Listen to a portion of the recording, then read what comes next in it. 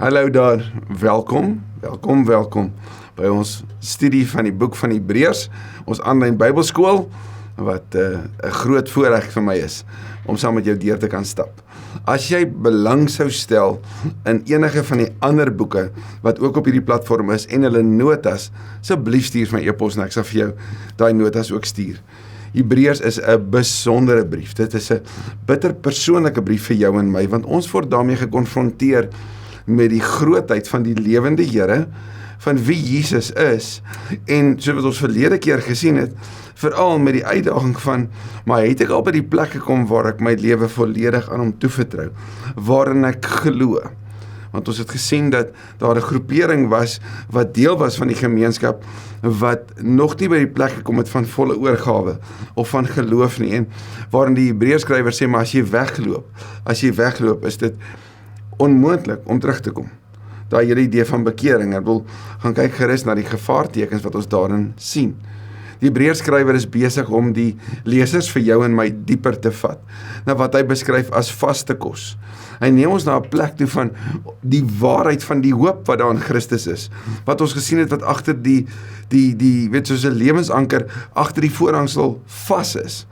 Ons het gesien dat Christus word beskryf as die een wat daar diens doen, soos 'n hoëpriester, maar ons het gehoor volgens die priesterorde van Melchisedek. Die skrywer het Abraham gebruik en gesê, sien jy hoe God met aan Abraham 'n belofte en 'n eed gewaarborg, en hoe die Here dit laat waar word het. Abraham die vader van gelowiges. Nou, hoëpriester, Abraham, Melchisedek, Christus. Waarmee is jy besig, geliefde skrywer van hierdie besondere brief? Vandag gaan ek en jy verder dit sien, en die ontknoping daarvan sien, en as jy dalk vandag by ons aansluit, baie welkom. Kom ons bid saam. Dankie Here Jesus, dat ons hierdie oomblik het, dat ons u woord het, dat ons hierdie brief het, en dat ons juist hierdie hoofstuk het, op hierdie tyd in ons lewe. Heilige Gees, ons is u so nodig, ons is so afhanklik van u. Kom breek het asseblief oop vir ons, wanneer ons die voorreg het om in hierdie hoofstuk net onsself te verdiep op die skat wat daar is in Christus alleen. Ons eer u in u naam alleen, Here Jesus. Amen. Die opskrif, die uitnemendheid van die priesterskap van Melchisedek, bo die van Aaron. Nou weet ons, Aaron het ook nie sy priesterskap by homself gekry nie, God het dit aan hom toegeken, maar dis van Aaron af elke keer moes nou deur die geslagte aangegee. Maar kom ons kyk. Melchisedek was koning van Salem en priester van God, die Allerhoogste. Ek en jy gaan nou sien hoe die skrywer by wyse van die gebeure in Genesis 14 en dan Psalm 110 albei hierdie trek om na Christus te verwys. Melchisedek in die Hebreëus is die woord Melech Tzadik. Melech is koning en Tzadik is regverdigheid of geregtigheid. So die koning van geregtigheid was koning van Salem. Nou Salem 'n heenwysing na Jerusalem, né? Jerusalem. So nou mooi, die regverdige koning van Jerusalem was priester van God, die Allerhoogste. Dit is Melchisedek wat vir Abraham tegemoet gegaan het en hom geseën het toe Abraham op pad terug was nadat hy die konings verslaan het. In hoofstuk 14 van Genesis sien ons Abraham kom terug nadat hy die konings verslaan het en daardeur Lot se vrylating bewerkstellig het. En dan loop hy hierdie priester van geregtigheid raak, die Melech Tzadik, en word hy deur Melchisedek geseën. En dit is ook aan hom dat Abraham 'n tiende van al die oorlogsbuit gegee het. In die eerste plek, sy naam Melchisedek beteken koning van geregtigheid, en hy was koning van Salem, en dit beteken koning van vrede.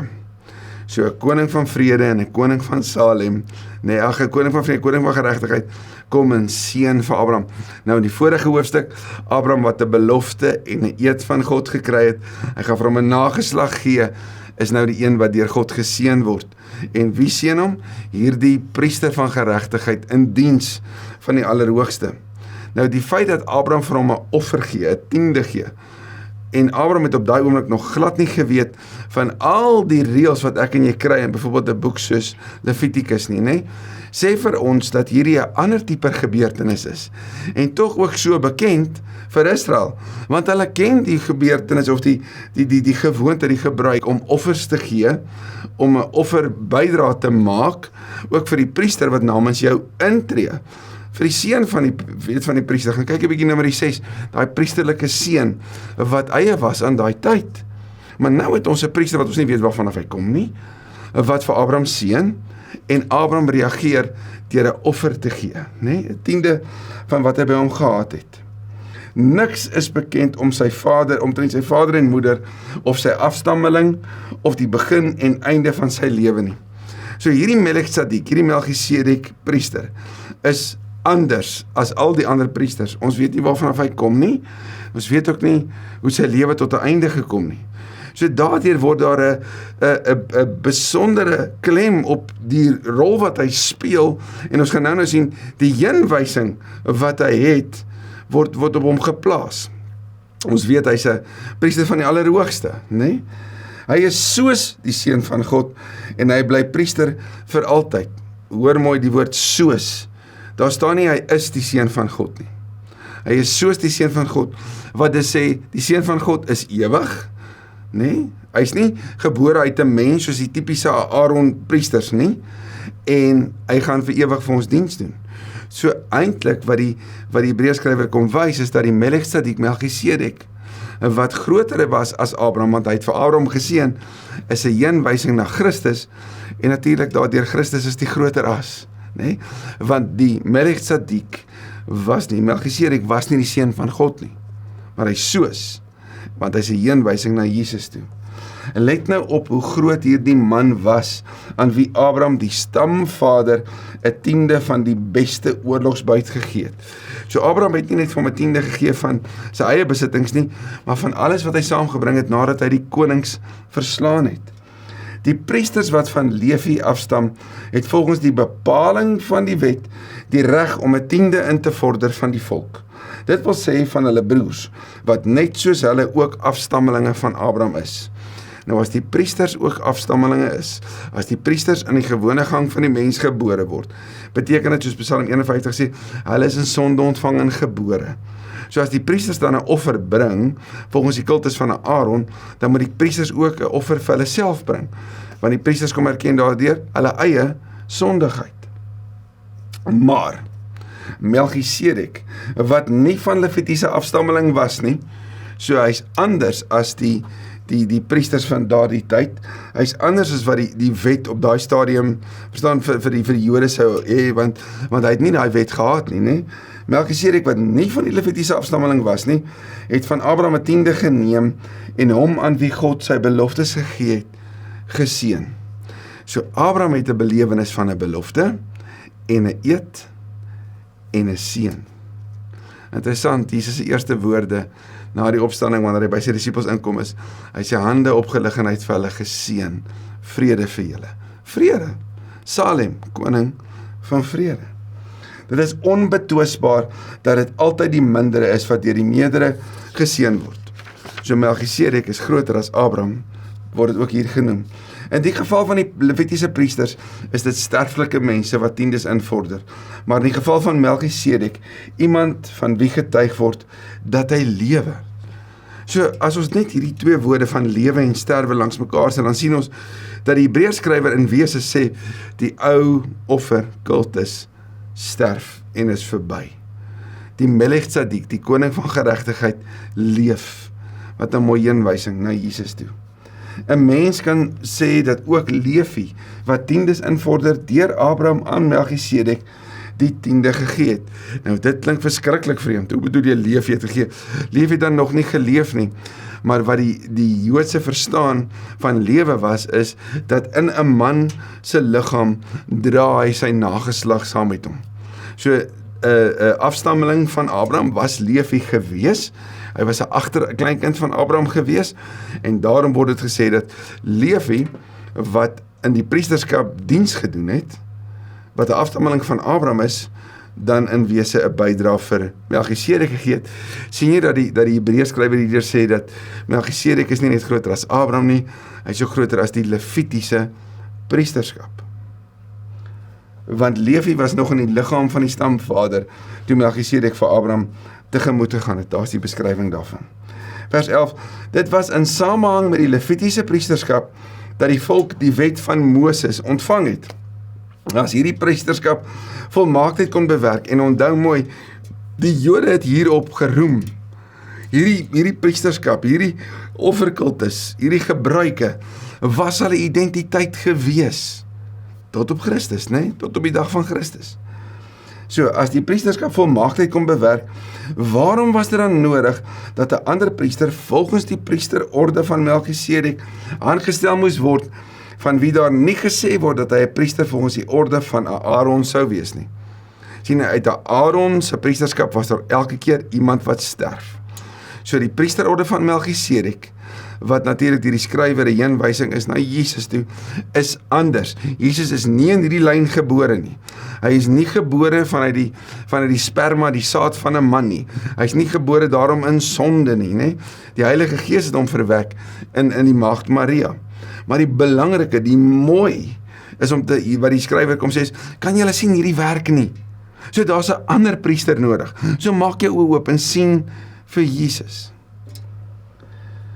Waarom was dit nodig vir 'n ander priester? Vers 12. As daar 'n ander priesterskap kom, volg noodwendig ook 'n verandering van die wet. Nou hier is 'n baie vreemde stelling, want eintlik vereis 'n verandering van die wet 'n verandering van priesterskap, en die Jode het nie aan die wet geraak nie. Maar nou sien ons, daar's 'n nuwe priester nodig, want hierdie het nie gewerk nie, dit nie volmaaktheid bewerkstellig nie, dit het voortdurend gebeur, maar nou is daar 'n volmaakte offer deur 'n volmaakte priester volgens die orde van die koning van geregtigheid, die koning van vrede, en hier is die mooi van hierdie oomblik. As daar 'n nuwe offer is en 'n nuwe hoë priester is, dan moet die wet verander. Nou wat se wet sal dit wees? Sien, as die wet in die verlede 'n klomp dade was wat in elk geval nie gemaak het dat die gelowiges dit kon regkry nie. Wat is hierdie nuwe wet wat kom deur hierdie nuwe priesterskap wat in Christus is?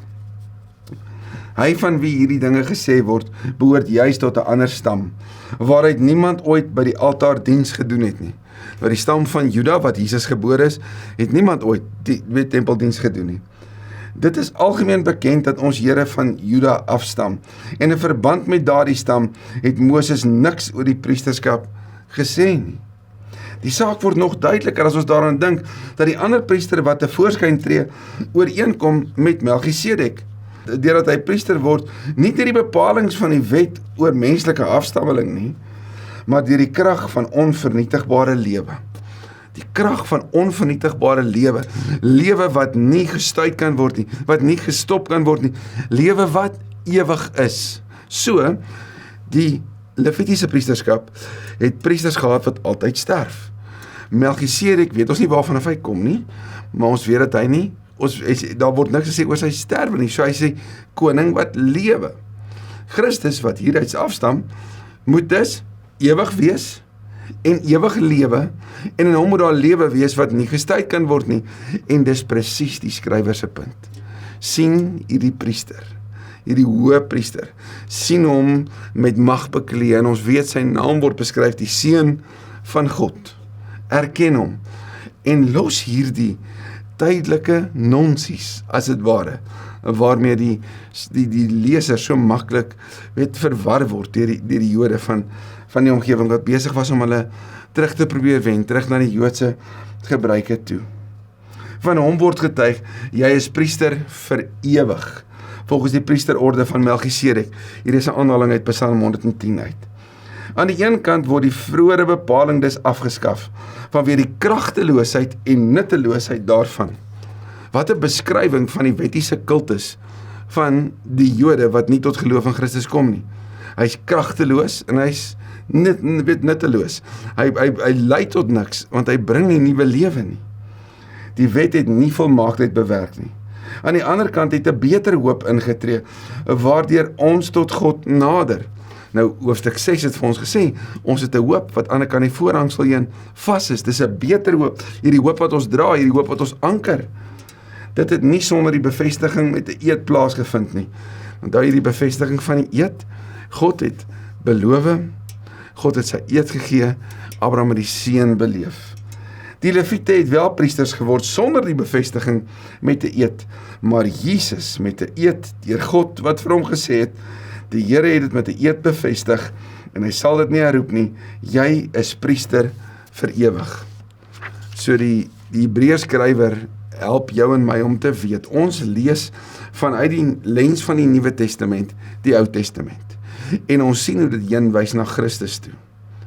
En wanneer ek en jy ooit met Bybelinterpretasie besig is dit presies wat ons moet doen. Deur die lens van die Nuwe Testament, die skatte van die Ou Testament te ontgin en te sien hoe word dit waar in Christus. Dis wat die Hebreërbrief doen, dis wat ek en jy moet doen. So het Jesus ook van 'n beter verbond borg geword. So Jesus is die waarborg van hierdie verbond.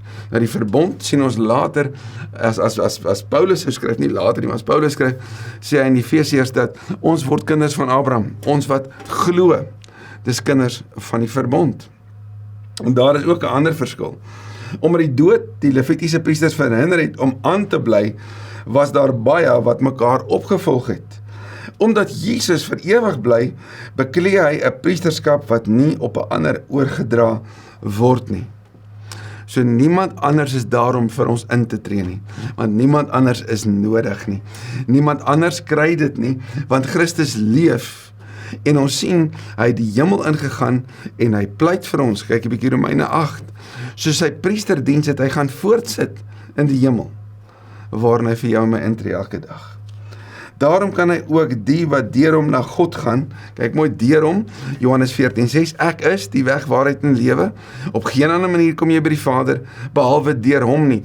Daarom is stories van ander gelowe, wat tog ook ergens by God gaan uitkom, net nie waar nie, dis stories. Die waarheid is die evangelie, deur Christus alleen, kom jy by God uit. So die wat deur hom na God gaan, eens en vir altyd verlos. As jy teruggaan op die geslagslyn van Jesus, gaan jy sien dat daar 'n man is wat gebore word, 'n seentjie, sy naam is Obed. Eved, wat dienaar beteken. Hy word in Bethlehem gebore. Obed is die oupa van Dawid. Van Dawid word daar gesê, hy gaan op die troon sit, en sy nageslag gaan op die troon van Dawid sit. En die koning van die Jode, die Messias, gaan op die troon sit. En ons sien dat die wysheid is sigbaar in Dawid se seun, Salomo. So, eeue later word gebore in hierdie stad van Dawid, in Bethlehem, die Messias, wat die dienaar van die Here is, wat op die troon van Dawid sit, en wat die wysheid van God is, wat die wysheid van God kom wys. Sien jy, die lyne, alles wys na Jesus toe, wys na Jesus toe. Hy lewe vir altyd om vir hulle by God in te tree. So hy kan ons verlos. Nou in daai tyd van verlossing, die verwysing is sondeskuld, wie sal my hiervan kan verlos? Christus Jesus doen dit alleen. Vir ons was so 'n hoëpriester nodig. Een wat heilig, skuldloos, sonder smet is, verwyder uit die midde van die sondaars en verhoog bo die hemele. 5 punte wat Christus se gans andersheid beskryf. Hy wat vir ons intree, hy wat die prys betaal, maar hy wat verhewe is, hy wat in die hemele is. Een wat nie soos die hoëpriesters elke dag offers hoef te bring, eers vir sy eie sonde en dan vir die volk nie. Hy het immers eens en vir altyd 'n offer vir die sonde gebring, toe hy homself geoffer het.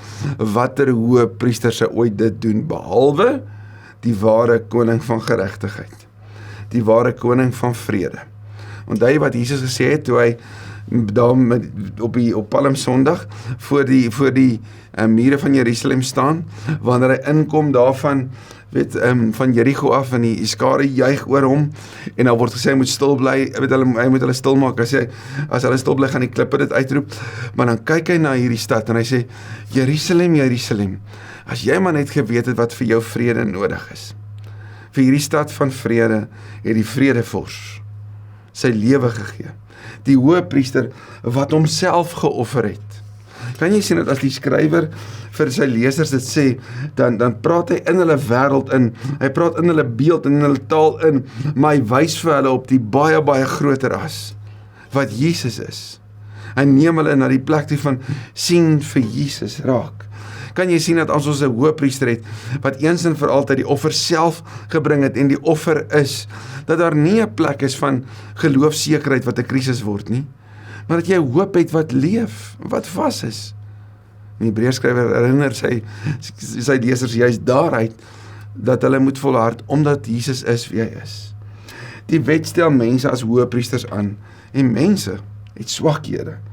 Maar die uitspraak wat met 'n eed bevestig is, en wat na die wet gekom het, stel die Seun aan, as 'n ewige en volmaakte hoëpriester. Jesus, groter as die priesterorde van Aaron. Jesus, die ewige Here, die groter as, die Seun van God, die offer vir jou en my. Het jy al by 'n plek gekom, waar jy jou lewe in hierdie hoëpriester se hande geplaas het? Hy wat jou so lief het, wat 'n nuwe orde, 'n nuwe wet, sê hierdie hoofstuk, aankondig, die wet van liefde, om hom lief te hê en mekaar lief te hê. Dit is wat God kom herstel het, dat ons deel in sy nuut maak, sy heel maak van sy wêreld, dat ons nuwe mense is, omdat ons 'n hoëpriester het wat ewig is. So mag dit vir jou vandag ook vrede bring, en vreugde bring, en hoop bring, soos wat die Hebreërskrywer ons ook dit opwys. Dankie Here vir hierdie. Dankie vir hierdie besondere hoofstuk. Dit is 'n mondvol, maar dit is ook so mooi aan mekaar gesit. Dis niks anders as geïnspireer nie. Dankie dat U ons ook neem na 'n plek toe waar ons nie op ons eie wette, ons eie reëls en ons eie pogings hoef te vertrou nie. Ons kan in elk geval nie. Jammer Here dat ons dit soms ook so maak, dat ons dink, ons eie poging sal ons geregverdig voor U kan plaas. Hoe verlore sal ons nie gewees het sonder U, Here Jesus. Hoe ver sou ons nie verwyder gewees het van die hart van die Vader vir sy wêreld nie. Vader, so baie dankie dat ons 'n Vader van die familie het. Dat ons vandag kom herinner, maar jy het 'n ewige tuiste. Jy deel in lewe wat nie gestuit kan word nie. Van dit eer ons U en loof ons U in Jesus se naam bid ek dit. Amen. Amen. Mooi week vir jou, totdat ons mekaar weer sien en nog van hierdie skatte ontsluit.